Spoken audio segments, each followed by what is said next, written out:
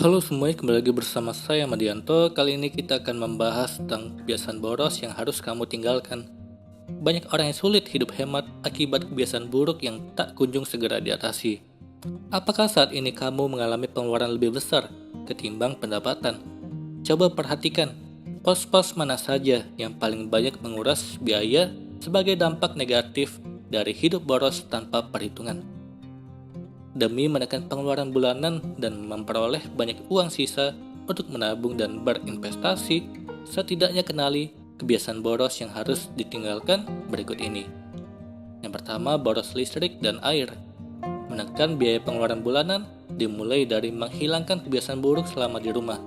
Matikan perangkat elektronik ketika tidak lagi dipakai, seperti AC dan TV. Begitu pula matikan lampu di siang hari atau saat rumah kosong. Jangan remehkan biaya listrik karena sudah beberapa kali PLN menaikkan tarif yang semakin membebani. Dan ingat, saat ini semakin banyak perangkat elektronik yang memberikan kemudahan dan kenyamanan membutuhkan konsumsi daya listrik yang besar. Mulai terapkan moto hemat energi, hemat listrik di rumah. Selain mematikan lampu di siang hari, pertimbangkan untuk mengganti lampu lama dengan jenis LED yang terbukti jauh lebih rendah konsumsi listrik. Kalau ingin beli peralatan elektronik baru, pilih yang tidak boros energi listrik. Selain hemat listrik, perhatikan juga pemakaian air. Jangan biarkan keran air terus terbuka selama berjam-jam. Meskipun sepele, pos listrik dan air sangat membebani kalau pemakaian tidak terkendali. Kedua, boros bensin. Pergi jalan-jalan naik sepeda motor atau mobil memang seru dan menyenangkan. Boleh saja menikmati petualangan berkendara, asalkan seminggu sekali sudah lebih dari cukup. Meski harga per liter BBM di Indonesia tidak semahal luar negeri, pemakaian tidak terkendali justru bisa berakhir dengan pemborosan. Banyak cara menekan pengeluaran BBM, entah itu berkendara sesuai tujuan, naik motor ketimbang mobil, ataupun beralih naik sepeda dan jalan kaki. Ketiga, gaya hidup online. Seiring kemajuan teknologi internet, semakin banyak orang mengikuti tren gaya hidup online. Mencari hiburan semakin mudah dan menyenangkan. Nonton film cukup mengunjungi situs Amazon atau Netflix, sedangkan mendengarkan lagu bisa dengan Spotify ataupun lewat iTunes. Gaya hidup online semakin lengkap dengan kehadiran aplikasi game online di perangkat smartphone. Kini makin banyak orang yang meluangkan waktu untuk main game, bahkan tak segan membeli sejumlah perangkat game demi memuaskan hobi mereka. Inilah salah satu kebiasaan yang harus ditinggalkan bagi kamu yang menganggap ini bukanlah kebutuhan. Keempat, pengeluaran yang tidak perlu. Demi menjaga gaya hidup modern, banyak orang rela merogoh uang untuk keperluan yang sebenarnya tidak perlu. Entah itu perawatan salon, cuci sepeda motor atau mobil di salon kendaraan, terapi kecantikan, hingga TV kabel. Hapus salah satu fasilitas yang paling membebani pengeluaran bulanan dan jarang dipakai. Kelima, jajan. Semakin banyak tempat nongkrong yang bermunculan yang menawarkan makanan, minuman, dan jajanan yang menggoda selera. Sebaiknya tahan nafsu makan. Jangan terlalu sering jajan atau beli makanan di luar rumah. Selain tidak baik dari segi kesehatan, harganya lebih mahal dan menguras pengeluaran. Lebih murah dan sehat masak sendiri di rumah. Kalau sekedar seminggu sekali boleh saja kamu lakukan untuk refreshing dan menjaga keharmonisan dalam keluarga, misalnya di acara malam minggu. Keenam, salah dalam menjalankan rencana keuangan. Dalam membuat rencana keuangan, beberapa poin perlu dibuat dalam tabungan, investasi, serta proteksi. Khusus investasi dan asuransi, kamu perlu berhati-hati dan memiliki bekal pengetahuan yang tepat. Untuk investasi, prinsip high return high risk perlu dipahami dengan baik. Pemborosan biasanya menjadi model investasi dan asuransi dalam bentuk unit link. Sedangkan untuk asuransi, pemborosan kadang terjadi pada pengambilan produk yang sebenarnya kamu belum perlu. Misalnya asuransi rawat jalan dari maskapai asuransi swasta. Bukankah rawat jalan sebenarnya bisa kamu biayai dengan dana sendiri atau BPJS misalnya? Itulah tadi beberapa kebiasaan boros yang perlu kamu tinggalkan. Kali ini kita akan membahas tentang terbiasa hidup dengan sedikit barang dan secukupnya. Setiap orang punya gaya hidup dan pola kebiasaan sendiri. Kita tak bisa menghakimi pilihan hidup masing-masing orang. Sebab kita pun pasti punya pertimbangan tersendiri dalam memilih gaya hidup yang kita jalani saat ini. Selain itu, tingkat kenyamanan dan prioritas setiap orang pun tidak sama.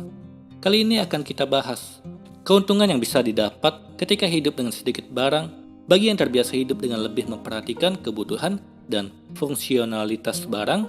Ada sejumlah karakter positif yang bisa dimiliki. Setidaknya ada 5 kelebihan yang dimiliki oleh seseorang yang terbiasa hidup secukupnya.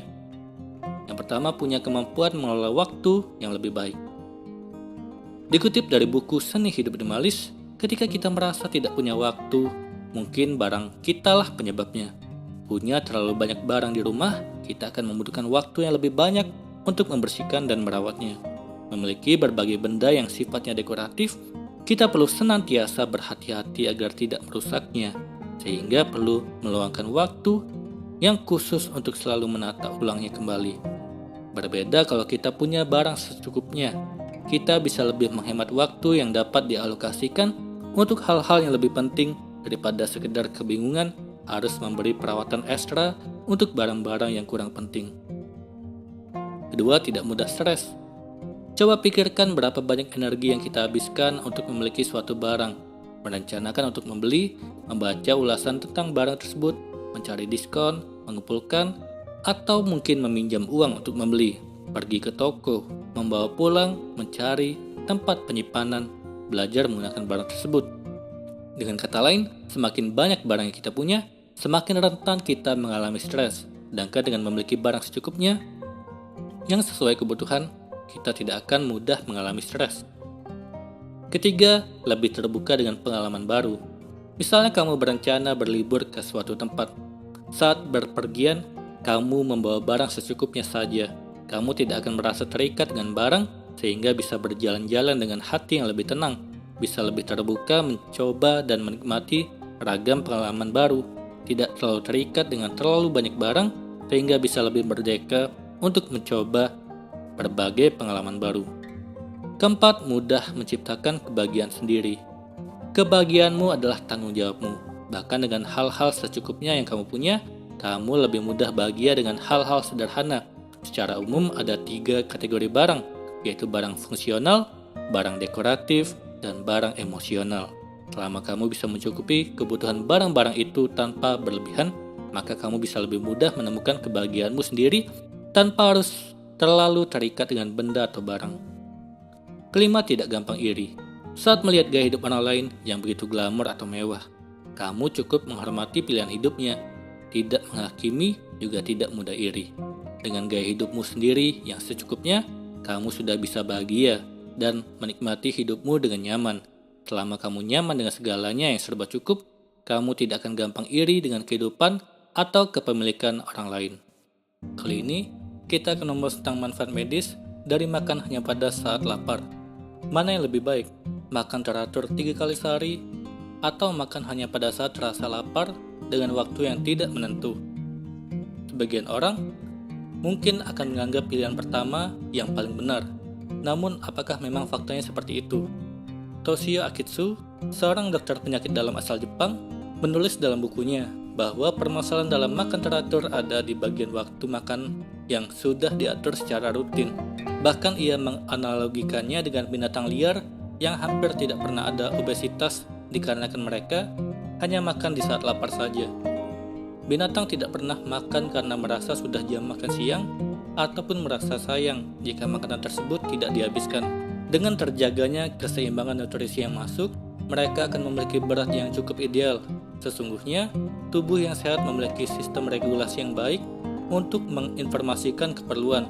Sebagai contoh, di saat kita kekurangan cairan, maka kita akan merasa haus. Begitu pula di saat kita kekurangan asupan nutrisi makan, kita akan merasa lapar.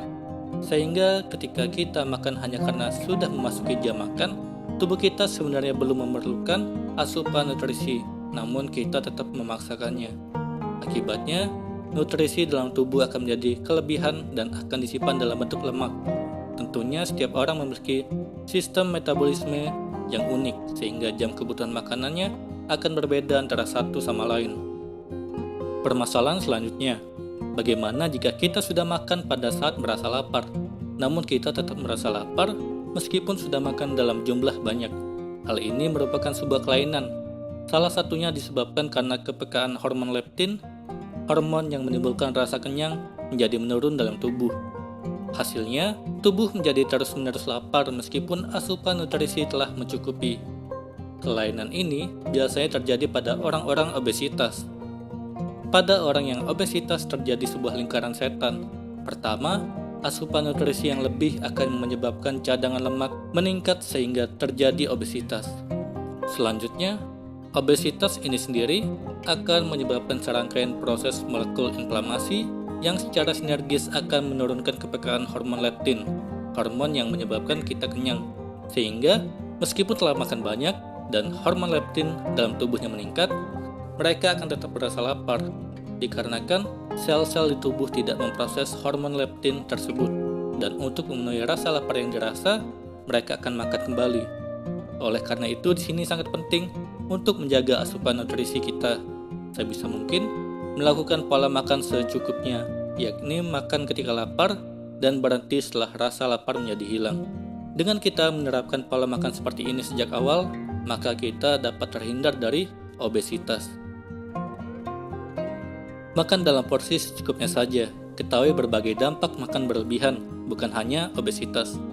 Ketika perut terasa sangat lapar, rasanya kita jadi ingin mengkonsumsi berbagai makanan atau minuman dalam porsi besar. Tujuannya tentu saja agar perut menjadi kenyang dan tubuh jadi punya energi atau tenaga untuk kembali beraktivitas. Namun ketika makan dalam porsi yang besar, ada berbagai hal yang perlu kita perhatikan. Makan berlebih ternyata bisa memicu berbagai dampak yang tidak baik untuk tubuh. Bahkan ada berbagai masalah kesehatan yang juga bisa dialami oleh tubuh. Inilah 3 dampak dari makan berlebih. Yang pertama, meningkatkan lemak berlebih pada tubuh. Keseimbangan kalori harian yang dikonsumsi akan ditentukan dari jumlah kalori yang dikonsumsi dan jumlah kalori yang dibakar atau digunakan oleh tubuh. Kalau kalori yang dikonsumsi lebih banyak dari kalori yang dikeluarkan, maka hal ini disebut sebagai surplus kalori atau kelebihan kalori. Nah, kalori yang berlebih ini nantinya akan disimpan sebagai lemak di dalam tubuh. Kelebihan porsi makan akan menyebabkan lemak yang disimpan dalam tubuh semakin meningkat. Akibatnya, hal ini bisa menyebabkan seseorang mengalami kegemukan, bahkan bisa mengalami obesitas. Maka dari itu, untuk mencegah lemak berlebih pada tubuh, maka kamu bisa mengkonsumsi lebih banyak protein tanpa lemak dan berbagai sayuran sebelum mengkonsumsi makanan tinggi karbohidrat dan tinggi lemak. Berbeda dengan mengkonsumsi karbohidrat berlebih, mengkonsumsi protein berlebih tidak meningkatkan lemak tubuh karena akan diproses dengan cara yang berbeda oleh tubuh. Sedangkan kalori yang berlebih dari karbohidrat serta lemak akan menambah jumlah lemak tubuh. Kedua, mengganggu rasa lapar di tubuh. Lapar yang dirasakan oleh tubuh diatur oleh 2 jenis hormon. Grelin yang memicu rasa ingin makan dan leptin yang menekankan rasa ingin makan. Ketika sedang tidak makan untuk sementara waktu, maka kadar hormon grelin akan meningkat. Namun setelah makan, maka menjadi tugas hormon leptin untuk memberitahu kalau perut sudah penuh atau kenyang. Sayangnya, makan dalam porsi berlebih akan mengganggu kadar keseimbangan 2 hormon ini. Nah, gangguan pada hormon ini akan membuat atau memicu siklus makan berlebih yang berlangsung terus-menerus. Untuk mencegah tubuh mengkonsumsi makanan berlebih, maka kita bisa mengatasinya dengan makan secara lambat atau tidak terlalu cepat. Ketiga, meningkatkan risiko penyakit. Bukan hanya bisa menyebabkan beberapa dampak tadi, konsumsi makanan dalam porsi berlebih juga bisa menyebabkan meningkatnya beberapa risiko penyakit. Makan berlebih selama 1 kali memang tidak menyebabkan atau mempengaruhi kesehatan jangka panjang. Namun kalau kita selalu mengkonsumsi makanan dalam porsi berlebih, maka bisa menyebabkan obesitas. Kondisi ini kemudian pada akhirnya bisa meningkatkan risiko berbagai penyakit yang akan terjadi pada tubuh. Kondisi obesitas bisa meningkatkan peluang seseorang mengalami penyakit jantung dan berbagai masalah kesehatan lain, misalnya diabetes tipe 2 dan stroke. Kondisi ini bisa dikurangi dengan cara mengurangi makanan olahan berkalori tinggi, konsumsi makanan tinggi serat, serta mengatur porsi karbohidrat. Semoga ini bermanfaat. Sekian dan terima kasih.